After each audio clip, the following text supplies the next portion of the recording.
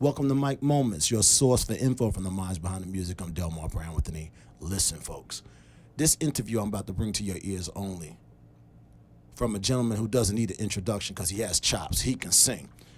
But he's a brother from another mother. He's always respected me from the time that I was a teenager. And the amazing part about him is a couple of things. He's had a number one. He's had a number two. He's had 5 songs in the top 20 in his career. He's been on an independent label. He's also been on a major label. He's done dance music. What more can I say? I'm just going to call him by the name of the train that we ride sometimes, D-Train. My man James D-Train Williams. What's up, brother? What's up, man? How you doing? Listen, it's all good, man. I mean, listen, you and I always meet. The last time we saw each other, I was on my way to work. You was on your way to the Today Show getting ready to do some background vocals for something. I mean, what was that about? The Today Show that we did, I was working with Queen Latifah. It was the morning show, and she was doing her new album, California Dreamin'. Right. So it was myself, Tawatha A.G., and Van East Thomas singing with her outdoors. And that was the first time I'd ever done the Today Show, man. I was like, man, this is some early in the morning stuff. Yeah. Crust still in your eyes type of thing. But it was wonderful. I mean, I've done just about every television network show in New York. But it was an honor working with Queen Latifah because she told me a story. I had her on my old radio show when I used to be at Sirius Radio. Right. And she said, when I was in junior high school, my mother did a banner of your song, Keep On career day and brought it to school, and we put it up on the wall. She said, just keep doing what you're doing because you're a big part of my life. And I was like, wow, that was deep to me, and it meant a lot, coming from Queen Latifah because she's achieved so much. You're always going to hear about her doing something. If it's not a movie, it's a TV show. If it's not a TV show, she's producing something. She's behind the scenes, in front of the scenes. Exactly. And I just love the way she flows, man. Gotta love that. Let's take it back. I couldn't do it without taking it back to our days when we grew up. Yeah. We went to Erasmus together. You was playing this game called football, and you was doing your thing as a defensive tackle. What was it like being in Erasmus Hall? Erasmus, man, was just a creative source. I mean, we had Miss Fleischer, we had Miss Greenberg in art, and Mr. Bongiorno for English. So it was all these crazy people, and they had to deal with all these young African-American kids. There was like maybe 2 white kids in the whole school, I think Miriam and her brother Rob, that were in all the plays and stuff. But it was wonderful because for me as an artist, I was in the art school, and then Will Downing dragged me down into the chapel one day with Joseph Williams and started saying, well, D, why don't you sing, man? And he got me to the art side of it and got me to do the South Pacific. Yes, and it's funny that you mentioned that because the funny part about it, okay, you was known for the football thing. Then I happen to go here and see the South Pacific going on, right? And I go and see you on the play singing. I'm like, nah, stop. I said, yo, look at D-Train singing. But you actually can sing. Thank you, man. You know what was weird? I was dating Deborah Francis at the time. And yeah. There's a scene in there where I had to dress up with a blonde wig, lipstick, eyelashes, and a grass skirt and coconuts for a bra. Mm-hmm. Being the defensive captain of the football team and doing that, Delmar, it was just deep and strange, but it was a lot of fun because, I'm crazy. And so, after that, all she kept saying to me for the rest of my senior year, nice legs. Nice legs. That's hilarious stuff. Now, we're going to take it back a little bit. Now, you remember when Soul Alive was on? Oh, yeah. And you had the club show. Now, we was always into that R&B, which was, I guess, the offspring that led to house. Mm-hmm. Now, we moving forward to Prelude Records, right? We're going to take it to there and find out about how did that deal come up. Because, it was funny. I happened to, of course, I was doing the DJ thing, and I happened to, go in the store, and I saw you on this album. I'm like, what? I said, he didn't let me know about this because you did let me get to hang out with you. And I really appreciate it because nobody else wanted me to hang out with you, but you brought me in. You said, nah, that's my little brother, man. He gets to hang out. So how did the Preludes record thing come along? Well, you know, it was really strange. I was in my first year at Brooklyn College. Will was in his senior year at Erasmus. So one day I get a call from Will, and he's like, D, man. I said, what? He goes, man, I'm doing song demos, and I'm writing. At the time, I didn't know he was writing for Melba Moore and different people. And he said, I'm getting ready to put out this song demo called The Real Deal. Okay. He'll kill me if he heard this. Yeah. And I went to Sound Lab Studios in Brooklyn on Sheepshead Bay Road and East 14th Street and Avenue Z. And I met Peter DiOrio and Mike Potash, and I was singing backgrounds on this song. So I'm singing backgrounds, and Will was like, come on, D, give me something else. You know, you got that church thing, man. You up in the church.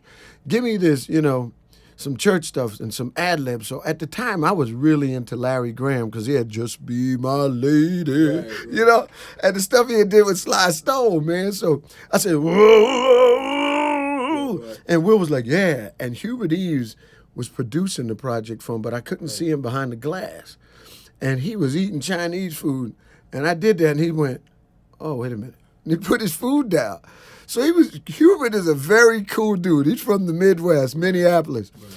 And St. Paul's, Minnesota. Mm.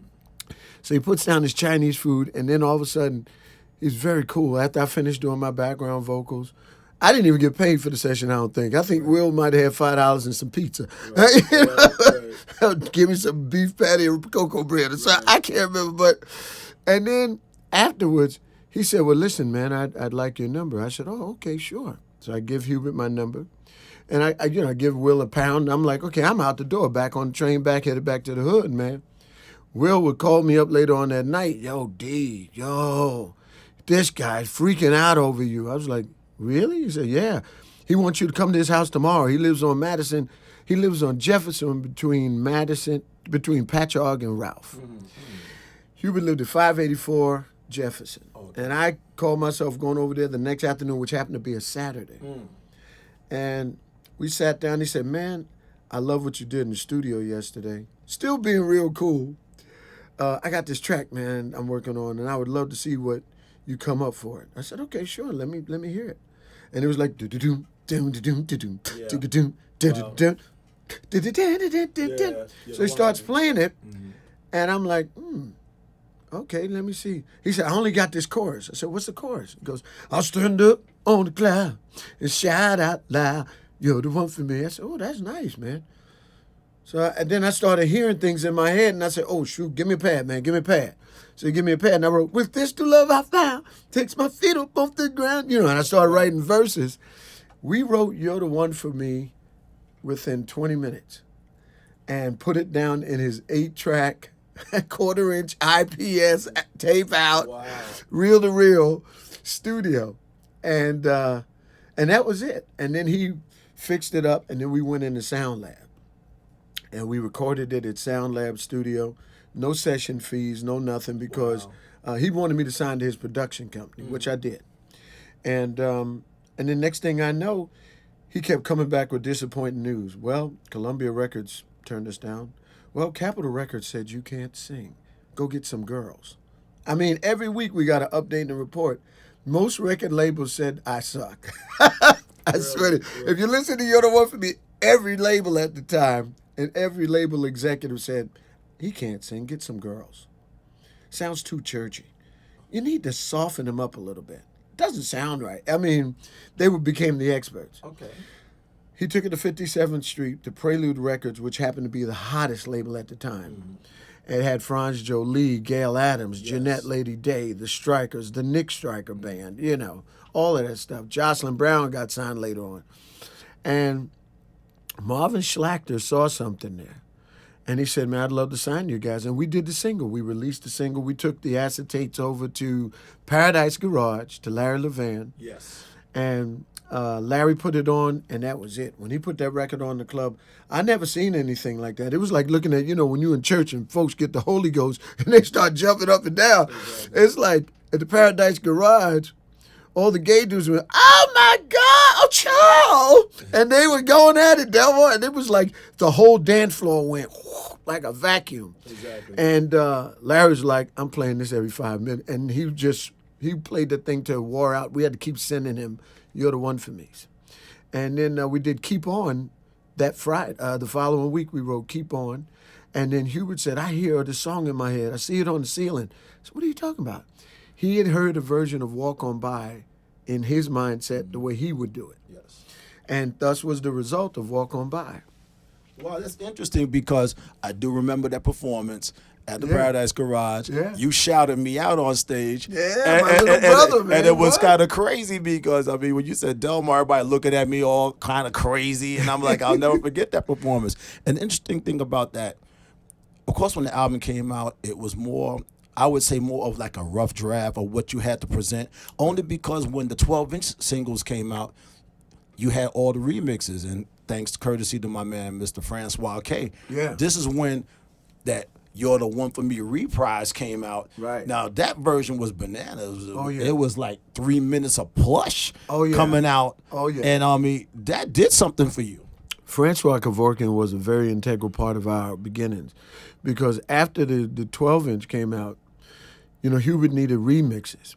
And before he could present it to radio, the club and the groundswells always back in the day started at college radio and the clubs. Right. Once the buzz got out in the street, then radio was like, well, who's that? Right. And when You're the One for Me hit the clubs, it was like a firestorm. Frankie Crocker got wind of it. And so we had Francois come in. Rather, Hubert went and found Francois, got him in the studio, and Francois did the remixes. And it came out great. And it was mastered by Herb Powers. Yes. The man himself. And once they were all out there, I never forget my first time hearing it on the radio. We're driving down Atlantic Avenue, and we hit Nostrand. And we're going into the city to go to Prelude. Frankie's playing the B-side. I'm like, you took my vocals out? Why would you take my voice on the radio? How can I be Detroit if you take it? I didn't know about remixes, D. You know what I mean? So, and then I hear it, and I'm like, oh, man, he don't like my voice either. You know, because I'd heard so much rejection. Yes. And then next thing he played the regular side. And I said, oh, God, thank God he likes it. Right. And from then on, every club in New York, I think every club in Staten Island, the Italians, Black, Puerto Rican, Latino, everybody just gravitated to D-Train like a vacuum. My first huge gig was at Bonds International with Mike Stone. Yes. And it was the first time that I had ever been in a club and seen things go on like that because, again, I'm a church boy. I never seen two dudes oiling each other down in the back that would dance. I was like, why are they doing that? Everybody's like, D, just relax, man. This is where it's done in the clubs, you know. And we had a great time. I mean, I loved Bonds International. I loved walking up on 45th Street, up that back spiral staircase, the nostalgia, the big blimp in the room. You don't have things like that anymore. You don't have clubs like that. And people came in, and yeah, there were people that did drugs, and there were people that drank too much and had to get put outside. But at the end of the night, D, everybody lived. And those of us that might have had a few beers, everybody went down to the West Village and went and got pancakes in the morning at 4 o'clock at the diner and went home. D, got on the train, slept till they got to their stop, and went home. That's what clubbing was back in the day. It wasn't about, you bumped into me, I'm going to pull out my gun, I'll wait for you outside. It wasn't that type of life, man. Wow, amazing. Yeah. Let's talk about your first appearance on Soul Train. First appearance on Soul Train was wonderful. Prelude put me up at the Beverly Hilton. I had never seen such luxury in my life. I'm a kid from Brooklyn, and I had never been outside of New York. Going to Los Angeles, I was like, wow, this is really cool. The palm trees and everything, you know. And we stayed at the Beverly Hilton, and when we got there, I'll never forget this. I saw like 6 Rolls Royces in different colors. And that kind of freaked me out. A Rolls Royce Cornish convertible, a Rolls Royce, you know. And it was like, I looked at somebody, and I said, whose Rolls Royces are these? They said, they belong to Don Cornelius. He has a different color one for every day of the week. I was like, wait a minute. You ain't the dude we see on TV got like 6 Rolls Royces parked at the Beverly Hilton. He says, this is where he keeps some of them. Man, and we go inside, and we get over to West Hollywood where they were taping at the time. And I went inside. I saw Jeffrey Daniels and those guys, and all the dancers are just standing there. And it almost looked like people trying to get into a show because they have a little small audience area. But the way they recruit their dancers, they get them off the street. Mm-hmm. People come and audition. They don't even audition. They just get in there and just start doing their moves. Right. If they like them, they keep them. If they don't like them, they you can get outside. You know, it ain't like you getting paid because they just did it so they can be on television. And Don Cornelius had me and Hubert in, and for the life of him, and I've done Soul Train. I'm probably one of the only person that's done Soul Train 5 times in 2 countries. Wow. I did it 4 times in L.A. with Don Cornelius, and then the last time I did it was in London, England with Jeffrey Daniels when he hosted the UK version of Soul Train. By that time, what's his name? The one that's on NCIS, the light-skinned brother. Oh, Lamar. I can't think of his name. But he's the one that was hosting Soul Train for a while. Right. And but the first time, Don could not say D-Train. Right. And I'm sitting up there, and they would laugh at him, the dancers, because he'd go, here's a earthy brother with one of the earthiest voices from New York. What's his name again? Okay, cue cards. And it was weird, Delmar. I was like, and me and Hubert standing on the stage waiting to go, and it was like, they had to do 4 takes, man, for him to actually say, ladies and gentlemen, welcome to Soul Train, D-Train. By the 4th one, he got it. And the music was in, and it was on and popping.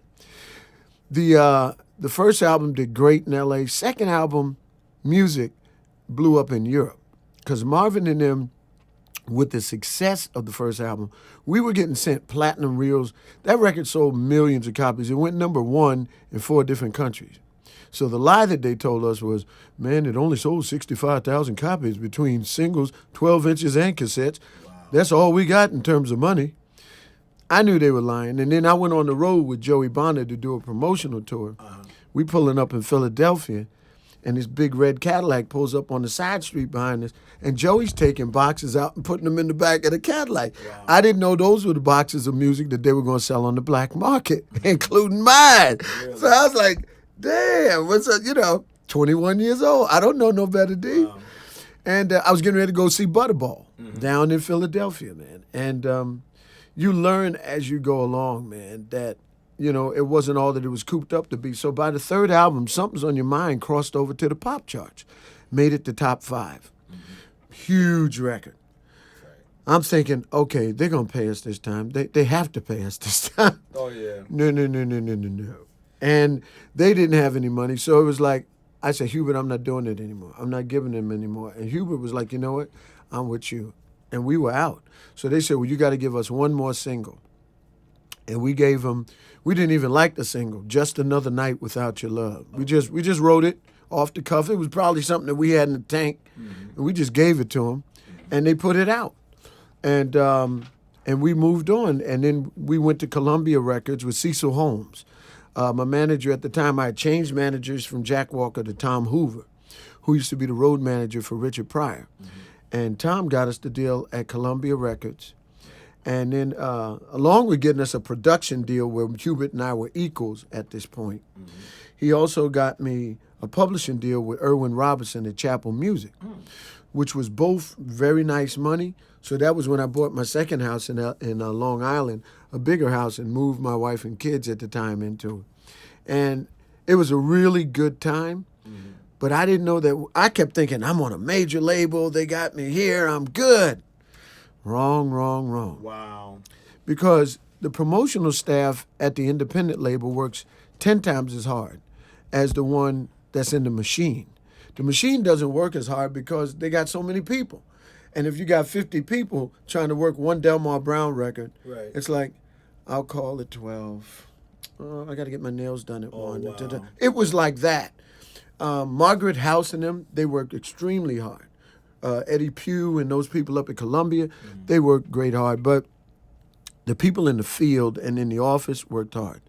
Ruben Rodriguez was the type of person that if you threw it up against the wall and it stuck, he'd go after it. If it didn't stick right away, he'd take something else out the box and throw that up against the wall. That stuck, then he went after it.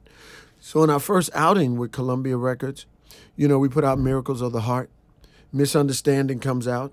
Radio's on it. I made it to top 5 in radio airplay. Yes. Around the country at Christmas time. The record came out in September. By Christmas, it was top 5, and it made it up to 3 behind Bobby Brown's Don't Be Cruel. Really? I'm saying we going to number one. I'm just knowing we going to number one. Ruben pulls the record. He pulled the entire album. And he meets me at the BRE and goes, we'll get it on the next one. And I didn't understand what that meant. That meant I'm pulling your shit off the. Oops, excuse me. We pulling your shit off the shelves. And you keeping it and that's the way it's going down. Wow. And I was like, what does he mean? He's getting it on the next one? Because people didn't understand where we recorded our albums at was out in Sheepshead Bay on Avenue Z. If you from Brooklyn, you knew Brooklyn was segregated like a mug. Of course. And we had to order out food after 6 o'clock because all the white people were home. Of course. And it was all Italian mob cats, regular Italian folks, but mostly a lot of Italian mob cats. Especially over there, Nostrand, Emmons Avenue. You got that Bensonhurst mixed up in there, and you just didn't go out after 6. Yes. So we went back in the studio for almost another year, and we literally moved everything. I moved everything out of my home studio. Hubert moved everything out of his home studio into Sound Lab. We stayed in my engineer Peter DiOrio's house across the street. We slept in his daughter's bedroom, and they put 2 cots in there for us, and we would work all day. We started at 10 in the morning. We didn't end till 10 at night. 10 at night, we come across the street, sleep, get up, go back across the street, get some breakfast, start all over again. But we did that for like about 3 months. And what happened was, at the end of 3 months, my ex-wife came to pick me up. Right. And, we're standing, they had those long steps where you got to walk up, like, out there in Canarsie. Peter lived on the 2nd level. I go in, we say thank you to his wife. We say thank you to him and everything. And Hubert's wife came and picked them up, and they were gone. I go inside with my wife, and we say our goodbyes. I come back outside, Delmar. There are 24 eggs on my car. 24 eggs. I'm talking about, it didn't even look like my car. And I was like, what the hell just happened? And the dude is standing on the steps right next door to his house with an apron on, smoking a cigarette, and the eggs is at his feet like, yeah, I did it, and what? And I was like, oh, man. So I was getting ready to say something, and Peter ran out the door. D, I got to live here. Please don't say nothing.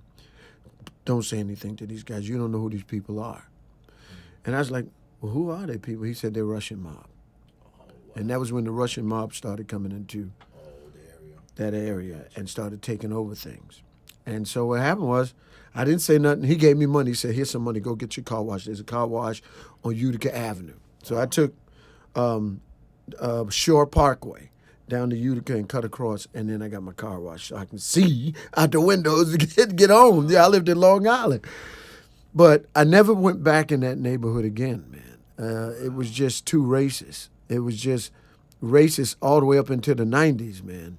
Wow. And Bensonhurst, I'm not saying it is as racist now because you have a large influx of Asian and East Indian people in Bensonhurst. So even out there in Sheepshead Bay, it's changed. The demographics has changed since Brooklyn has become gentrified. All the white kids and a lot of white people from Connecticut and, upstate in Westchester have moved to Brooklyn. Prospect Park, all of that. Nostrand Avenue and Fulton Street is blonde hair, blue-eyed territory. You'd think you was in Germany if you know what I'm saying? And it's weird for me to see all of these white people walking past the KFC down there on Nostrand and Fulton. It freaks me out, but it's like, it's not a bad thing, but it's just like, wow, it's changed. The Barclays Center, all of that stuff. Those areas where you wouldn't walk into, like 4th Avenue when we were kids, man. You didn't get, after juniors, you didn't walk down Fulton Street down there all the way back home. No, man, it was dangerous. And that was when Fulton Street was a 2-way street. And then they changed it to 1-way, and then they made it 2-way again. But I think what I learned over the years in this music industry is that even though you get to the next level, I said all that to say this, Columbia became a big machine and a big disappointment. Right. Because everything I thought it was going to be, it wasn't. It was like somebody stuck a pin inside of me and said, "Sss." And so what happened was, in my life, when God closes one door, he opens up another one. Yes. And when I left Columbia Records in 88, I started doing jingles. I started doing television and radio jingles. And after I started doing television and radio jingles, man, it was wonderful. A friend of mine met me up on the street, Bill Eaton, and says, "Yo, D, I got this Budweiser commercial." He said, "Are you D-Train?" I said, yeah. That was the time my popularity was still out there where people would stop me on the street. And he's like, "Are you D-Train?" I said, "Yeah." He goes, "Man, I've been looking for you for a minute. But I wasn't about to deal with your crazy manager." I said, "Oh, okay," because Tom was known as being the enforcer. Mm-hmm. So he said, "I got this session I'd like for you to do, and so and so and so." I said, "Okay." So I went down to the studio, and I did this Budweiser jingle with him and Deborah McDuffie, who was big with Ennis Broadcasting and that type of thing, and Uniworld, who was the only black ad agency in New York. And she did a lot of her jingles primarily for Uniworld. Right. I did the Budweiser jingle, man, Delmar. It went final on radio. And for most people that don't know what final means, you get paid for the session like $150. But when it goes final, they send you a check for a couple of $1,000 for the 13-week cycle that is going to be playing on every station across the country. So I was the first time I saw all these checks coming in the mail. I was like, whoa, this is five. Wait, no. Okay, they're all the same thing. Somebody broke the machine. I swear, so I call up Bill Eaton. I'm like, "Bill, I'm sorry. They sent all these checks to my house, and they all have the same amount of it. And it's a lot of money, man, and I don't want to get in no trouble. And please, can you explain to me how this works? Should I send them back?" He said, "Stupid. This is how the jingle business works. If you don't want them, you can send them to me." So I said, "Oh, snap, you mean they're mine?" He said, "Yes." So that was when I learned about the jingle business. And Debbie McDuffie, for the first 2 or 3 years in the jingle business, hired me every week. She had me, Dennis Collins, Darryl Tukes, and Curtis King in there working. I built a camaraderie. I learned how to sing backgrounds and lead. You learn backgrounds in the church, but all you learn is volume in the church. You don't learn diction. When you do advertising jingles, you have to learn diction because those people want to hear the touch, the feel, the fabric of our lives. They don't want the touch, the beat. That's choir stuff. Okay. But when they want to hear the touch, the feel. They want diction. And I learned how to be a quick read because from Debbie McDuffie, my name expanded around the music industry to jingle houses like Crushing Enterprises and JSM and, New York Noise and so many others. And I wound up being one of the top lead singing jingle singers in New York from I'd say from 88 to 2000. Mm-hmm. I got called for a lot of work. The biggest commercial I probably had was "Be all that you can be in the arm of me." And that was 24 television spots at the same time. Oh, Lord Jesus. I remember the checks. Hallelujah. And you could tell the paper was definitely hot. Oh, the paper was nice. And it's interesting that you mentioned the year 2000 because this is when I noticed you taking another side. You got into this dance music thing. So you did something with Mr. Bob Sinclair. So let's talk about that. Yeah, what happened was, like I said, God closes one door, another one opens. The jingle business went on strike in 99 or 98, fighting for cable rights. Because if you did a commercial and it went on to HBO or Showtime, they didn't pay residuals. They did a buyout. So they'd send you a session check, $150, and they'd play your commercial all summer long and make all the money, Showtime and HBO. SAG and AFTRA went after those companies saying, you got to pay these singers their rights. This goes into their health and pension. They're not doing this for free, and your network shouldn't have it for free. I understood what they were fighting for, even though it was a losing battle because the jingle houses didn't go in with us. They just kept working. They kept the machine going, and they were hiring people off the street to sing. And the companies just started diminishing the work because the talent wasn't as high. And so the business started dying. And so it kind of wiped out jingle singers in New York. And I get a call. By that time, from 88 on, I started doing gigs. What people didn't know, I started doing D-Train gigs in 87 in France, Paris, France. And they would call me once a year to go to Paris to do these shows. And I wasn't getting paid a lot, maybe $1,500 or something like that. And it was good because it got you out of the country. Yes. And you got to see France. And they took care of you classy. And what happened was, after going there a few years, my name grew in Europe. And I started doing London and different places like that, Amsterdam and Holland. And Bob Sinclair gave someone a call, and they called me, my European manager, Catherine Poisnin. Says, Bob would like you to do a song with him and wants you to come over and write. I said, okay, well, let's do it next month because I had a gig over there. Went over there, I did the show with Oliver Cheatham and Jocelyn Brown. Yes. And me and him hooked up afterwards, went to his studio with a guy called QTB, who was a producer over there. And we went to his studio and we did Darling. And what was happening was we didn't get to finish all the vocals while I was there, so we came back to New York. I was in New York, and then I get a call. Hey, James, I'm in New York. I'd like to do the lead vocals over again. No problem. And I need to do the backgrounds again. Okay. So we met in Jersey at a studio, and we did the whole song from soup to nuts over again. And what the results were was what you hear on the radio and what you see in the video. Then he called me up again. He's like, yo, D, I need you to come to France. We're shooting a video. I got the guy who did Janet Jackson's Miss You Much. Nice. I had to pay him $500,000, but hey, he's going to do my video. I said, okay, good. Go to France. We went to La Défense, which is a certain section of Paris.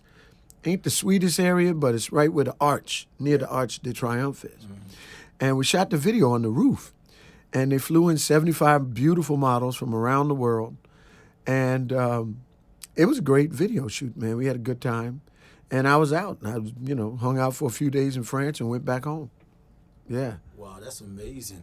And it's funny, I was really pleased with your progression to go through the Travels of Prelude, to go through all the stuff you went through with Columbia, to see your name on Darling, because I had wondered what happened to you. So we fast forward.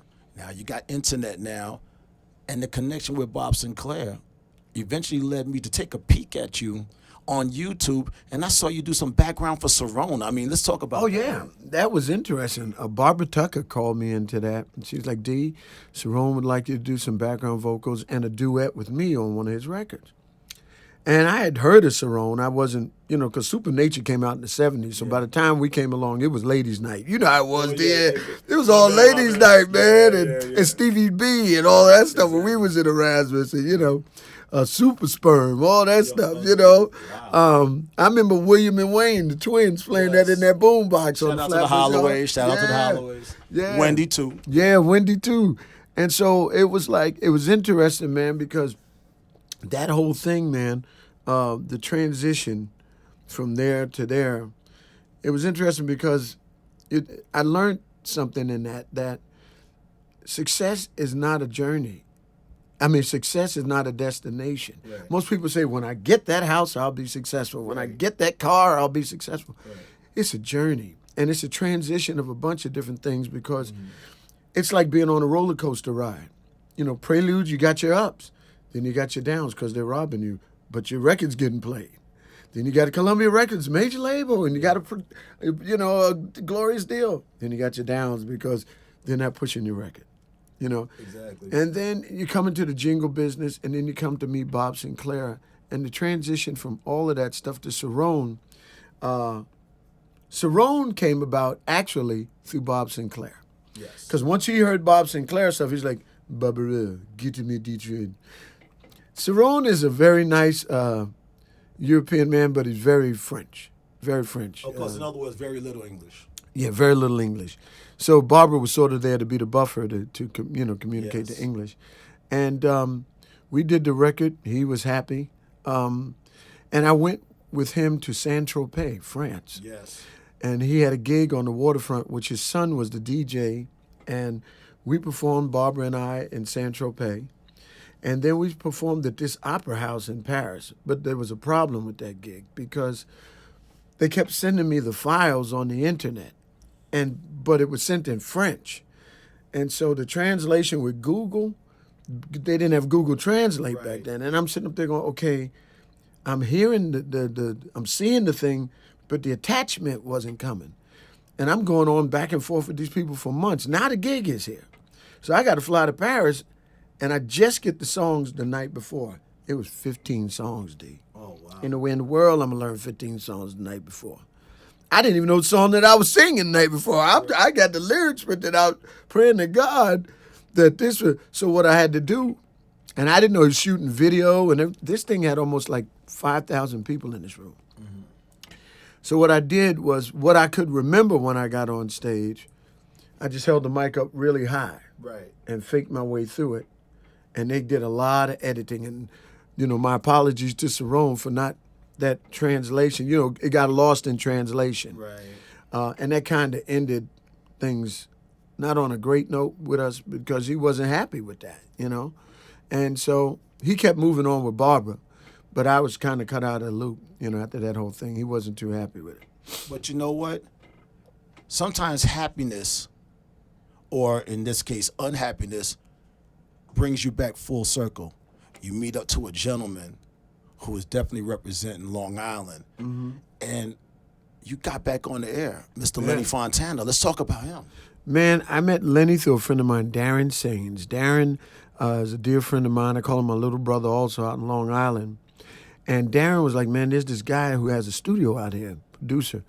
He's been dying to meet you. I said, okay. So we go to Lenny's house. And I don't know if you've ever been to Lenny's house. Never been to Lenny's house, no. He's got a fabulous, 72 track board, Neve board, old school, beautiful in the studio. So his studio, you can tell he made some money because that board has to be at least $500,000. And it's all the outboard gear in there. But now he couldn't downsize because it's already built into his house. He built the room around this board. Now, all you need is a laptop and Logic and just go. You don't even need the keyboards and the drum sets anymore. So he had to downsize, and he gets the laptop, and that's pretty much all he uses. He uses the board primarily for mixing now. Right. So we hook up, and we did a song years ago called, oh my God, I forgot the first single that we did. Free. I think it was Free. I can't remember the first single, but it didn't work out too well. It didn't even get on the air. It didn't even get on radio. And so the second one, he said, okay, let's try this one. And what he said, let's try your old single, Music.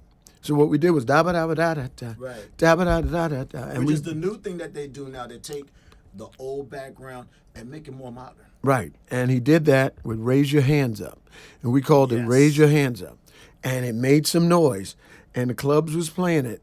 And, but the problem with that, it didn't make enough of an impact. Because most of the DJs that heard it was like, man, that's nice. That's D-Train, yeah. I want to do a remix. Yes. It wasn't like, leave that alone for a minute. And then maybe somewhere down the road, do you think I can do a remix? That's respect. It was like, that's good, but it needs a remix. So that means something's missing. That was the consensus amongst all the DJs. Top DJ, Jelly Bean Benitez, Louis Vega, all of them. So we went back in the studio again, and then we come up with When You Feel What Love Has. Oh, yeah. And that was it. And when we did that one, people haven't really heard the full song because there's stuff he had to cut out. Right. What happens is Lenny will tell you when we work together, I give him too much. Yeah. Or I bombard him with vocal tracks. So that way he's sitting there like a surgeon for like 2 weeks going, Jesus Christ. Okay, I got to cut this. Oh, my God, I got to cut this. And he hates cutting it, but he got to cut it. But he always has stuff left on the floor to if he had to do an a cappella version years later, he has it. He has stuff that radio hasn't heard, that the public hasn't heard. And it's been wonderful because he and I are both spiritual people. We get along. He has a beautiful family. Shout out to Kathy and Samantha. And he has a beautiful home out there in Long Island. And he's a good family man. He's one of those dudes. He ain't up there cheating on his wife. He go home to his wife. He treats his wife like a queen. And I learned a lot about being a man in this business from watching cats like Bashiri Johnson, who is a stand-up guy. Because you got so many cats who's slipping around that corner doing their thing. Yeah. Not to lie, I was just one of those cats. That's what wound up me in divorce court. But I learned later on about watching guys, and I was always a humble cat, but I didn't know the thing about how do you keep this thing on lock and you focus on this one person thing. until I met my new wife. And it was something that she fought for. We argued about viciously, but she was like, look, why do you have the need for me and her and her and her and her? Is your mind that small? You know, and you start thinking about it. Because what happens is when you got 50 ladies, man, you got 50 birthdays. Mm-hmm. Every last 51 of them going to say, what are you doing Thanksgiving? What are you doing at Christmas? Where are you going for your birthday? Can I take you out for your birthday? You can't spread yourself that thin. Exactly. And then you wind up being broke. And I had a friend of mine, who was it? Not Charlie Colombo. Dear friend of mine, I can't remember who it was, said, you could spend a lot of time, you could spend a lot of money on women. You could lose a lot of money chasing women, but you'll never lose women chasing money. Wow. That's deep. You never lose women chasing money because attraction comes to women through people in the arts. When they see a successful man or they see a man that goes to work, you know, when they see a person that does what you do as a DJ in the booth, that's a light to them. You have like I've always had a job, but I've always had D-Train. Years later, I learned about doing both, having a creative side and a productive side, because this finances my dream. Exactly. It finances my dream. And there may be people that look down on you and say, man, D-Train go to an office 5 days a week. Yeah, but I'm doing what I love. I'm the musical director of a comedy station. I work with Rob Mathis once a year doing Christmas concerts with Vanessa Williams up at Purchase College. And then from this office, I sit here and get called to sing for the Pope. Pope Francis, when he came to New York, Rob Mathis, my good friend, who I've worked with for 23 years up at Purchase, calls me up and he pulls me into these gigs. He's like my big brother. He pulled me into the White House shows at the White House. From 2012 to 2014, I sang behind everybody at the Kennedy Center Honors. And then I get called for the Pope, and that was like miraculous, singing at Madison Square Garden on the floor, and it wasn't a game between the Knicks losing and somebody else. It was like thousands of Catholic priests, you know, from around the world sitting there, and over 50,000 people in the stands, and the Lion D was going from 34th Street down to like 29th, all the way around from 7th up 8th Avenue to get into Madison Square Garden, just to hear the Pope. They had speakers outside. It was like Michael Jackson was there. So I did what I had to do, and I got out of there. And it was a wonderful opportunity. Looks great on the resume. Exactly. But now I'm focusing on two different things. I have a new record that's coming out. I believe that as an artist, you should explore different things. Yes. One of my principal brothers that have been more successful than me in the business was Prince. Before he died, I didn't know this, but Prince had been performing You're the One for Me at every last one of his concerts as the opening song since 2006. And I found out about it in, I think, 2013 or 14. I get a call in the night, and my wife goes, well, James, the keyboard player's on the phone. He's calling you for Prince. I was like, Prince? I'm like, okay. So I pick it up, and I was like, Prince who? Prince Marky D? Prince what? Which Prince? Wow. He said, yo, D, this is Morris, and I'm calling for Prince. We're getting ready to do Lopez tonight out here in L.A., and he wants your blessing. Prince wants my blessing? The Prince wants my blessing, D? I was like, you can tell him he can have that and everything else. Yeah, does he want some publishing? It's like, yo. And he went on Lopez tonight, and he performed You're the One for Me with the NPG and Sheila E. And it was wonderful looking at it, and it's on YouTube now. You can check it out. And he said 21 nights, y'all, L.A. Forum, 21 nights. Now, I'm thinking to myself, he is not going to sing You're the One for Me for 21 nights in a row at L.A. Forum. Yes, he did. He performed You're the One for Me 21 nights at the L.A. Forum. And I was like, that was it. I said, okay, I can die and go to heaven now. I'm good. You know, and our paths was starting to go like a magnet towards each other. Because I was drawn to his creative force because he didn't give a damn what nobody said, D. He just did what he wanted to do. He didn't care if radio wanted to play it. Exactly. He didn't care if you wanted to hear it. He didn't even care if you liked it. Wow. You know, most artists are concerned, well, this has to be a hit. I want to be the popular one. Because popularity in this business is based off your ego. Exactly. When you've been to the mountaintop, you lose that ego, especially when your career is waning and it goes back down. After that point, you learn the spiritual side of things and you just want to be creative. You want to touch somebody's heart. Because the difference that you make ain't going to be reflected in the record stores. In America, we got rid of every record store that we had. Exactly, for the most part, yes. For the most part. We got rid of Tower. Right. We got rid of, what was that? The one that was on 42nd Street. It's an airline, too. Well, yeah, Virgin Superstores. Yeah, yes. We got rid of the small record shops all around the country. The Vinyl Mania. They got rid of Vinyl Mania.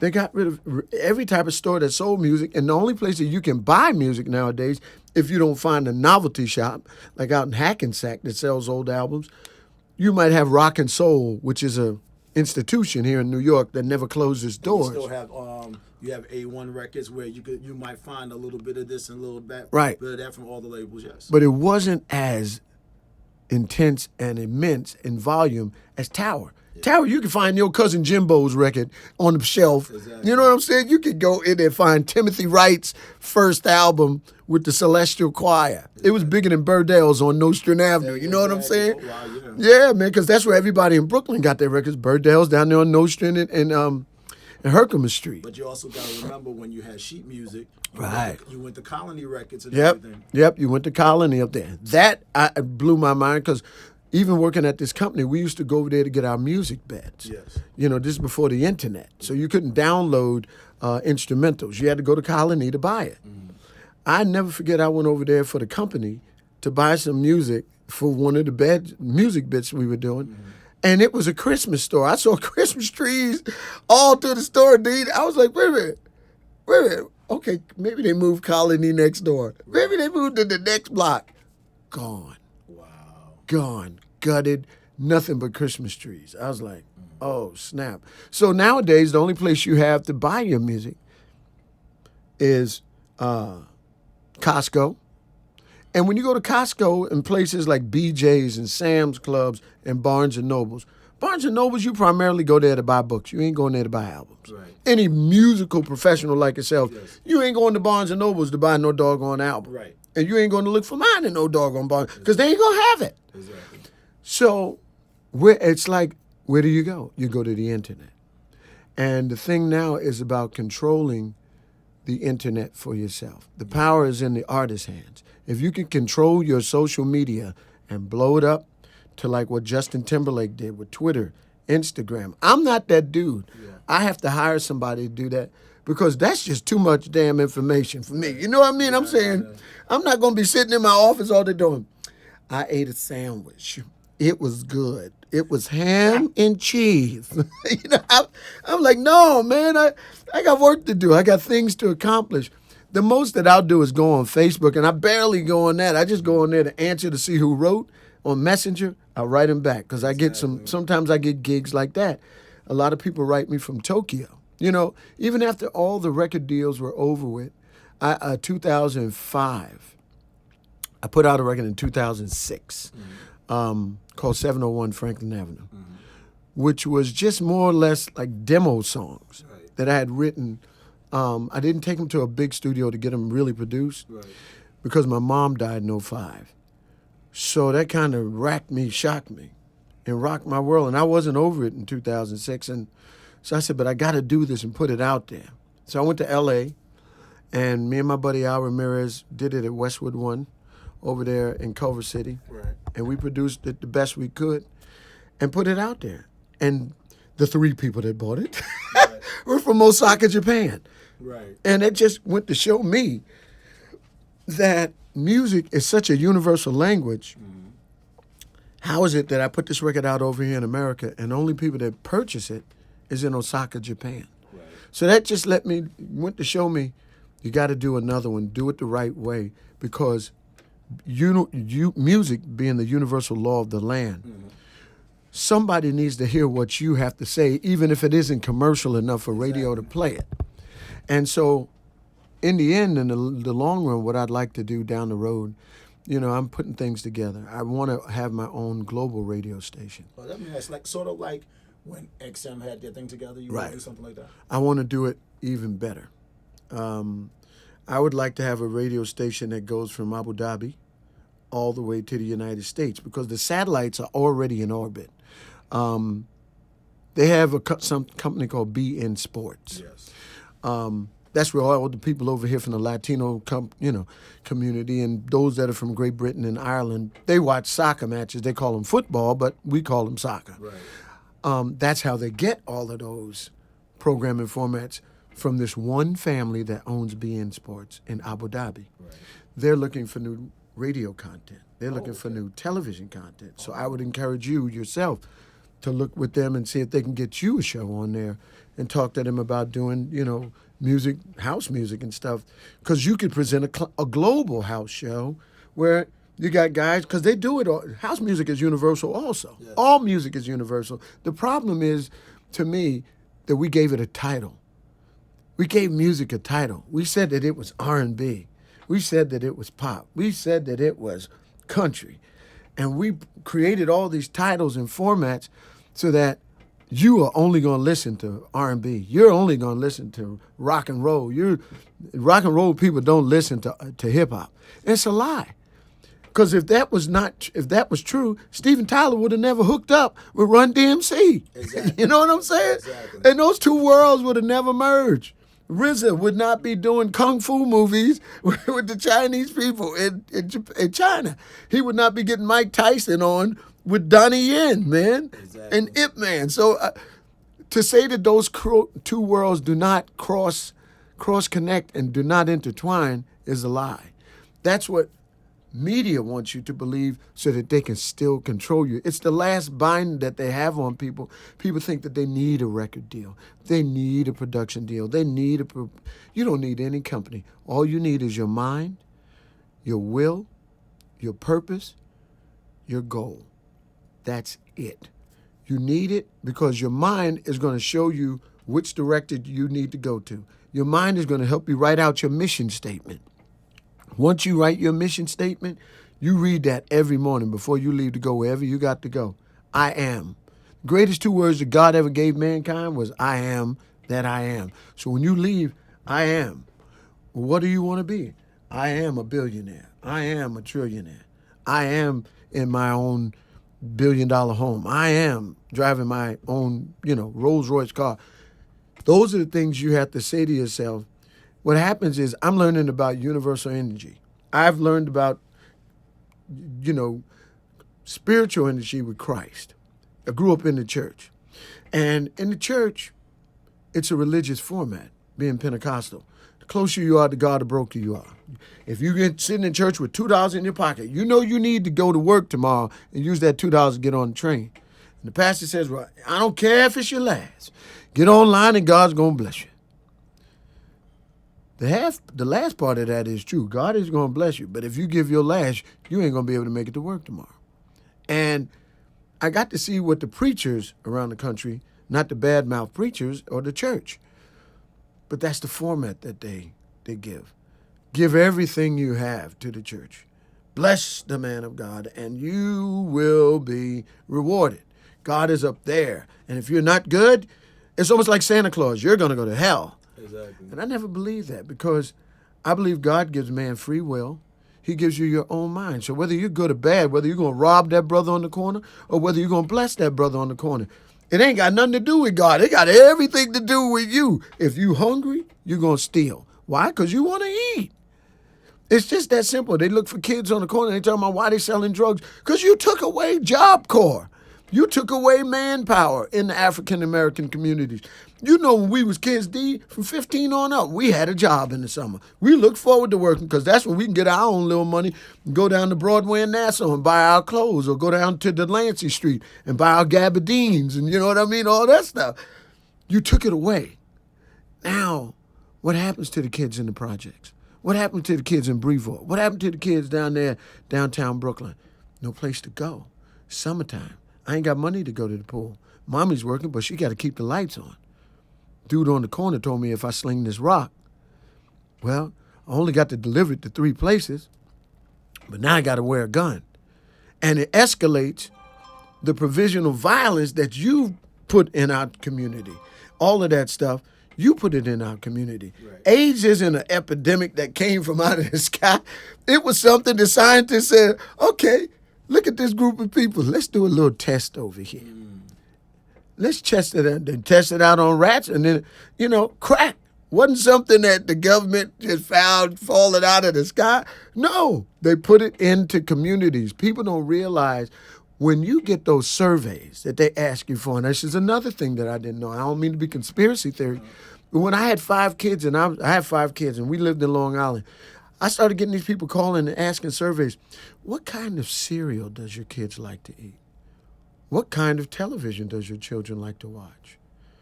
Where do you shop? What kind of clothes do you like to buy? And these are surveys that come to you online and in your community. What there is scientists, and it hasn't been proven yet. Mm-hmm. So this may neither be here or there, but scientists have been putting stuff in the food in certain communities to test out their theories. They've been doing this since the 50s. That's why you see people acting crazy sometimes. It ain't because it's something that they just all of a sudden woke up one morning and they was crazy. No, it's things, they're running tests on us. They're running tests in different communities. If you notice in the Latino and the African communities in Brooklyn, the sad thing about our people, as a people, we don't own nothing. My daddy said ownership is 100%. You got to own it. If you're going to die, make sure you own something. Own a house, own some real estate, own some stocks, own something that you can leave for your family. Because most of us leave here and we don't own nothing. Ain't nothing for our kids. There's no history for our grandparents. If you go into the average Black American home, you don't see pictures all on the walls of your great-great-grandmother, that one that was a slave, that one that was up in 1927. It don't go back that far. It might go back to your grandmother and your great-grandmother. Past that, we got to go to Ancestry.com. Our ancestry is lost. Exactly. And so we start thinking, well, I'm an African American. They could keep that Africa stuff. I ain't come from there. Yes, you did. Yes, you did. And you didn't come over here coming through Ellis Island. You came in here on another ship that went around Ellis Island and went to Virginia and went through the backwoods, and they made you walk to this farm, whipping your behind all the way. So the reality of where we come from, when you get to the age that we are now, you realize I'm a Black man in America. Mm-hmm. What are my challenges? What are my grandson's challenges? What is he going to face? Because by the time I'm dead, they'll be flying cars. Exactly. By the time we leave here, man, there's going to be cars flying. There's going to be a whole bunch. There might be people flying to work. There might be traffic, all types of things. Cell phones and all the things that we use now that we call new Macintosh and, Apple, thing of the past. They've already got flexible omitted lighting electronic diode, which is the screens that bend, that you see, the television screens that bend. You see them all in Times Square and circular, all different types of shapes. That's where we're headed.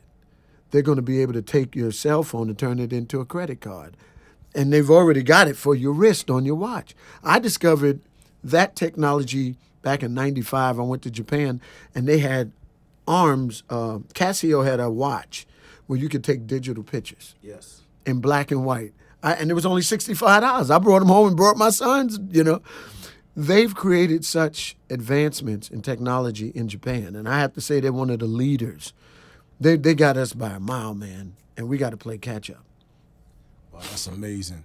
So to close this down, which has been a very, very intense, happy, in-depth interview, no more than words can say. What's going on with you next as far as tours concerned? Well, this summer was a busy summer. I've been to Geneva, Switzerland, did the festivals over there, did Harlem Week. I did, Harris Casino. I've been busy this year doing a lot of session work. I did another record with Bob Sinclair, his 1975 album. He has a new album coming out where he does the music of 1975. And all he wanted me to do was sing a chorus on the song, and I did it and sent it back to him, so he was happy with that. And I love working with him. He's a really great guy. I've been focusing on just my music. I've done a new album, and I've been exposed through Rob Mathis and so many others and the Kennedy Center Honors and my work as a session artist working on... See, people don't know that I've done Meatloaf's Bat Out of Hell. Oh, wow. I did Bat Out of Hell 2. I did Bette Midler's album. I'm on the Aida album for Elton John. You know, I did Michael Jackson's Invincible album, Luther Vandross's Never to Dance with My Father album, as well as so many other jazz artists. So it's a journey that's seen me watch music from so many different angles that to say that I want to do my next R&B record is like putting myself in this room and saying, this is who I am and this is what I do. This isn't who I am. Because when you leave America and you get on a plane and go to Europe, you realize the world is round. It ain't flat. And you go to a country where people don't speak your language. You go to Japan and you go to the Big Buddha and you walk inside of it where the monks used to pray 6 stories down. You realize that God was there. God is still there. So he's not only in that Pentecostal church on Brooklyn, but God had nothing to do with the rules that you made up, that if you do this, you're going to hell. If you do this, you're going to heaven. If you give me this much money, you'll be better off with Jesus. You know, I'm just saying, wow.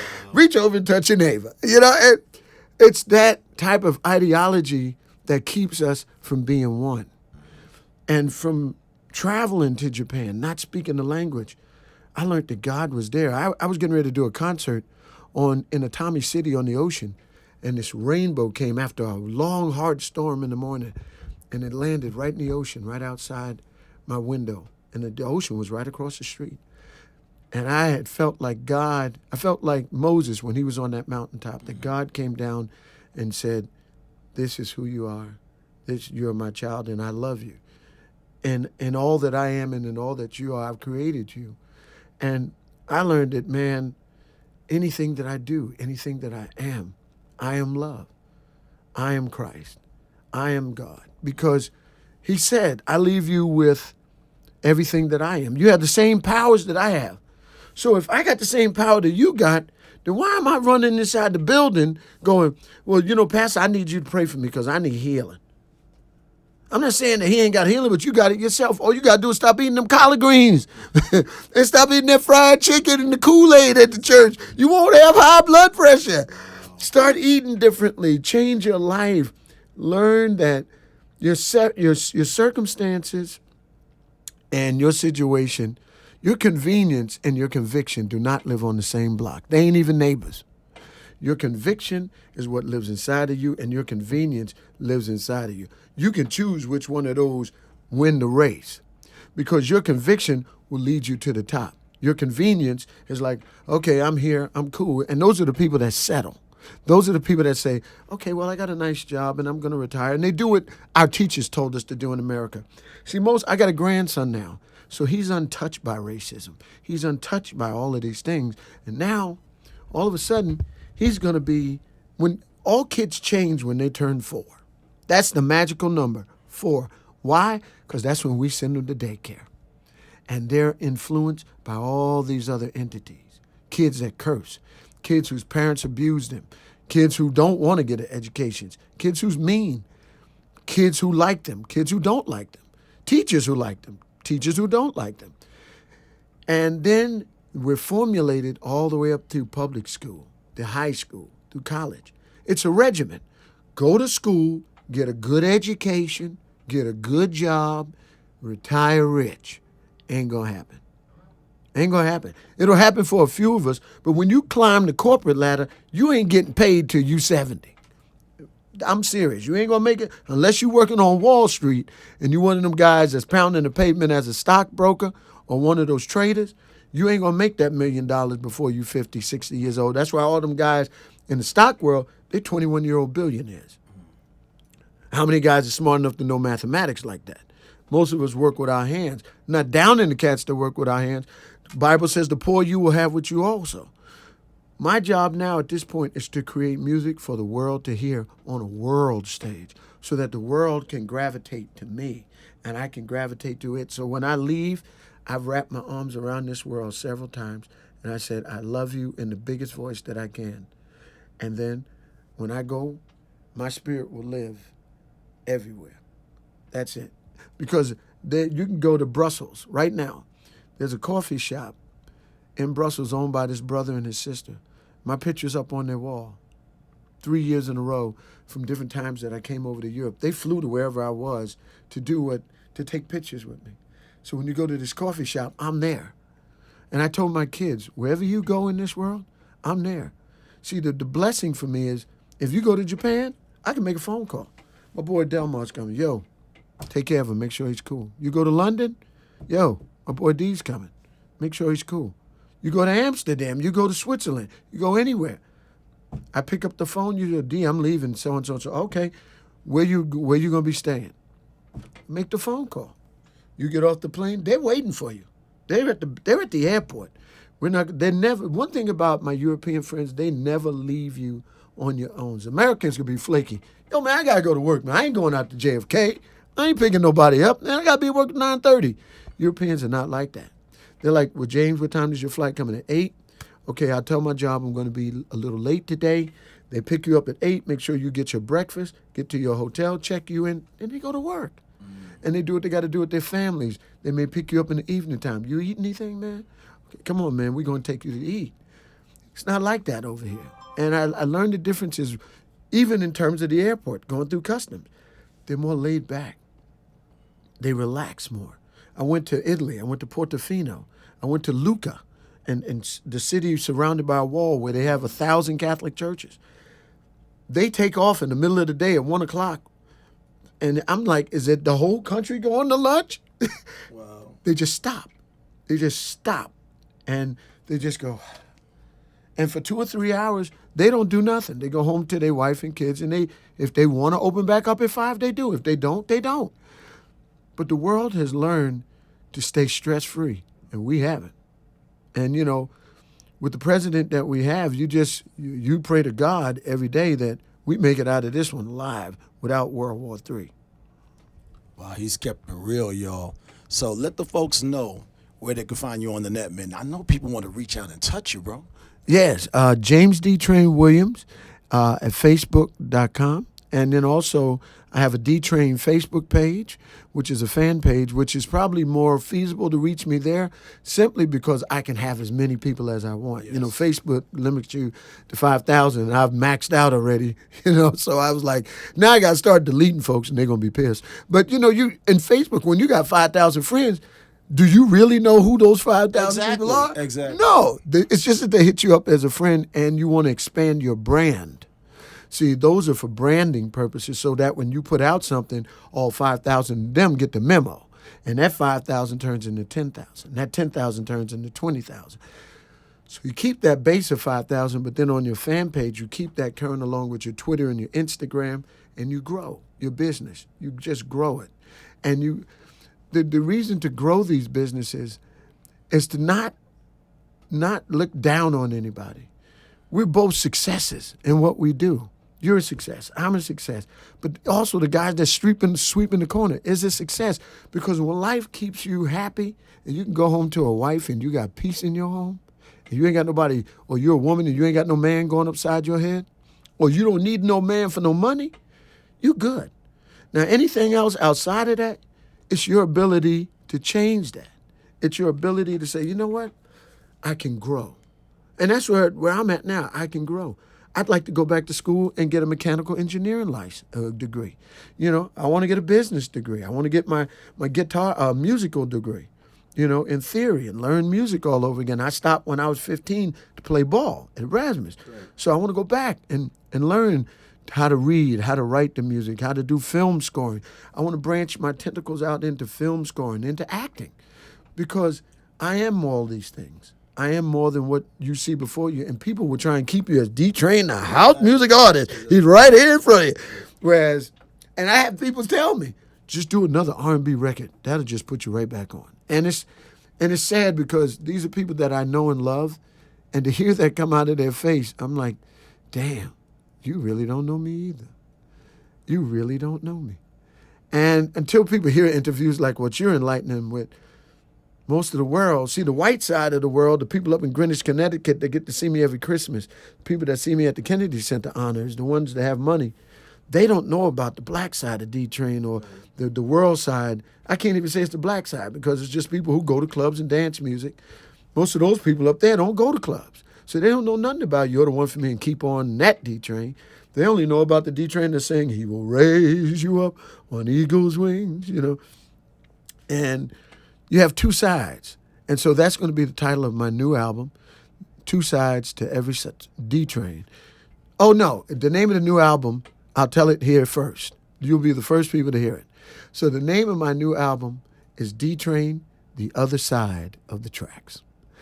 And it's going to explore my music in listening to Peter Gabriel, in working with Sting, in working with Michael Jackson, in working with people like, Carlos Santana, all of those guys. When you work with people like that and are exposed to that, musically, you grow into that. You become that. You evolve into that. If I stay here, I won't evolve, and I'll die here. And I've overcome many obstacles in my life, but it's not the one outside. It's not your circumstance. Because seasons, I wrote a song called Seasons and Circumstances. Circumstances come in seasons. We all have days where we're rich and we got plenty of money in our pocket. Then we got them days where we paid like 40 bills and we broke as I don't know what. But we getting by, we surviving. We don't know that we swimming in the water and we making it.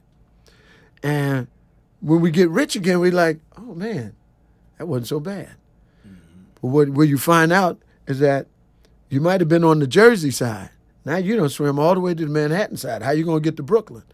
So you go through Manhattan on your prosperous side, and then you're down again. Exactly. But you swimming again for your life. And you're swimming across that water. And next thing you know, you're at the Brooklyn Promenade downtown. Wow. That's the way life is. That's the way, and once you focus on everything that you intend to have and intend to be at this stage in our life, we're doing double nickels now. Exactly. So I'm doing double nickels. I'm like, look, everybody that I know, and it's weird because our parents was this age when we was in Erasmus. Everyone that I know, not that I know, but the ones that I came up with in the business, Johnny Kemp, Colonel Abrams, Oliver Sheatham, those cats, Jerome Priester from Secret Weapon, they're dead.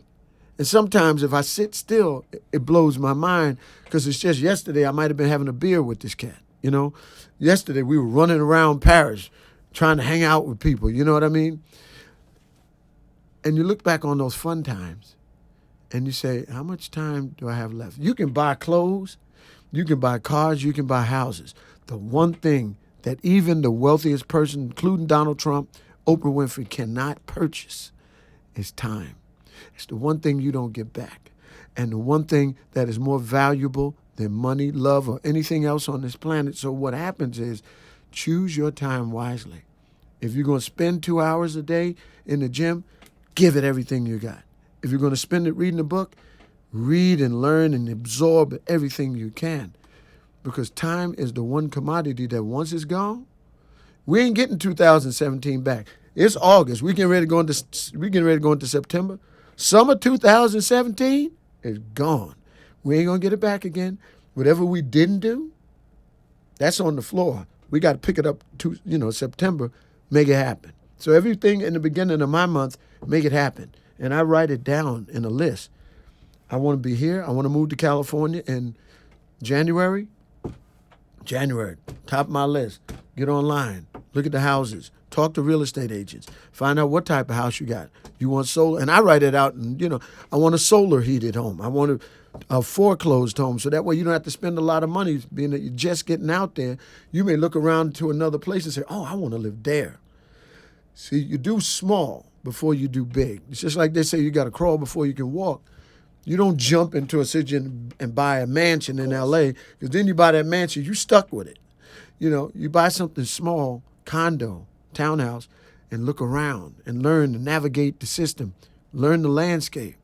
Then you say, I never heard about Altadena. Wow. I never heard about Chula Vista. What is that? Newberry Park? But that's not Beverly Hills, but it's beautiful. It's a beautiful family community. I could live there, and I could have exactly all the things that I want on my amenities list for a home. It doesn't take much to be happy, but a happy mind. You can make up your mind to be happy every single day. People talking about, man, this day started out whack, man. The bus was late. Oh, this was done. No. I can guarantee you, if they told you you had cancer this morning, you'd find the beauty in catching that bus. You'd find the beauty in looking at a child in a stroller. You'd find the beauty in driving your car, walking through a park, looking at a bird chirp on a branch. You'd find it. So many of us wait till we're given that terminal sentence to find that. If you can find it within yourself beforehand, you're the richest man on the planet, or the richest woman. He broke it down, science and all, gave you the backstory. He didn't roll no punches. He went straight chaser. He just came up and just told you what's going on and let you know what his journey was like as a teenager, gave you the Erasmus story, gave you the Prelude story. He gave you the Columbia record story. He gave you the after effect, how dance music came about with him. He also told you what doing the jingle thing, where that can take you, and told you what life was all about, how he grew up in the church, how he became the man, how he was my friend, the brother from another mother. He let you know he's real. He's definitely relevant for those who really didn't know. And I want to thank my man, Mr. James D. Trey Williams, who took the time out of his busy schedule to let me up in here in the real, doing the New York City style. And I mean, y'all know who I am. It's your source for info from the minds behind the music, Mr. Delmar Browne with me, with Mr. James D. Trey Williams. What more can I say? Thank you, my brother. I love you, man. You too, I love man. you, All man. day long. Always. All day, any day, man. Thank you very much.